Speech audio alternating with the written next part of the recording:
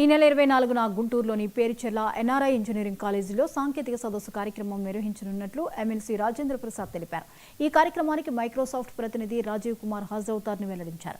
సాంకేతికతతో వస్తున్న మార్పులపై అవగాహన కల్పించేందుకు ఈ కార్యక్రమం చేపట్టామన్న ఆయన కృత్రిమ మేధ, డేటా సైన్స్ వంటి ఆధునిక అంశాలతో పాటు ఇంజనీరింగ్ విద్యలో చేపట్టాల్సిన మార్పులు, విద్యార్థులకు నేర్పాల్సిన అంశాలపై చర్చించనున్నట్లు పేర్కొన్నారు.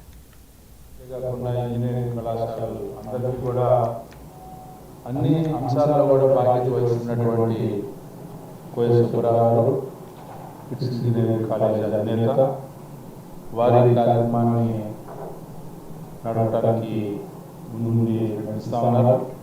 అదేవిధంగా అక్కడ అంశాలన్నింటినీ కూడా తెలుగుగా స్వయంగా మరి ప్రత్యేకంగా వారు చూస్తూ ఉన్నారు.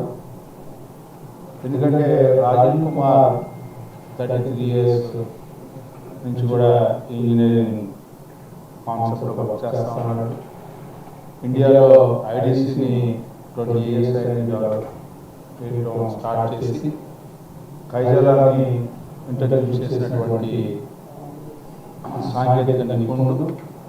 ఆ రకంగా యూనిఫైడ్ సిస్టమ్స్ని ఈరోజు ఎన్నో రకాలుగా మైక్రోసాఫ్ట్ని దేశ విదేశాలకి దాదాపు 40 భాషల్లో కైజలాన్ని 180 దేశాల్లో విస్తృత వ్యాప్తి చేయడానికి ఈయన దోహదం చేశాడని చెప్పి ఈ సందర్భంగా చేస్తూ అలాంటి గొప్ప వ్యక్తి సాంకేతిక పరంగా ఈ సమాజానికి ఎంతో సేవ చేస్తూ ఈ రోజున మన ప్రాంతానికి రావడమే కాకుండా మన మధ్యలోకి వచ్చి ఈరోజు జరుగుతున్నటువంటి మార్పులన్నింటినీ కూడా కూలంకషంగా చర్చించి ఏ రకంగా భవిష్యత్తు ఉండబోతుందని చెప్పేదానికి ఒక ప్రయత్నం జరుగుతూ ఉంది.